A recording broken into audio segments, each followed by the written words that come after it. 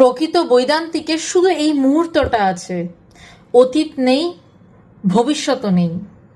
ভগবান বলছেন, সে কবে বলছেন? 2002 সালে লেখা একটা চিঠিতে। এই মুহূর্তটাও কিন্তু চলে গেল, বর্তমান নেই, এই মুহূর্তটুকুই রয়েছে। আবার এই মুহূর্তটাও চলে গেল। ধরতে পারছেন কথাটা? ধরা যাচ্ছে কথাটা?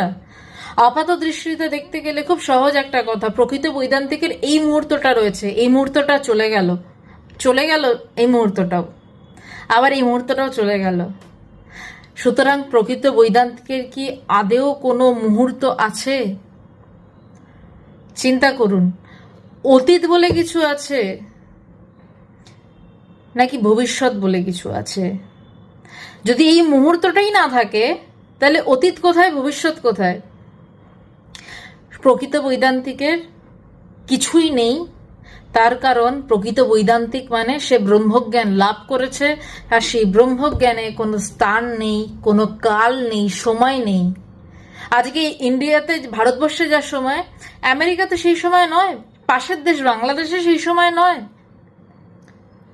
তো ব্রহ্মে কোনো সময় নেই, স্থান নেই, কাল নেই, যুগ নেই, পাত্র নেই, কিচ্ছু নেই। সুতরাং ভগবান বলছেন প্রকৃত বৈদান্তিকে শুধু এই মুহূর্তটাও আছে।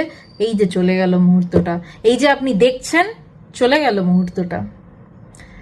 সুতরাং অতীত আর ভবিষ্যৎ নিয়ে কি বা ভাববেন, কি বা করবেন, চিন্তার বিষয় ভগবানের কথাটা।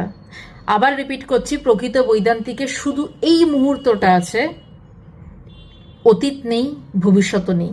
চিন্তা করুন।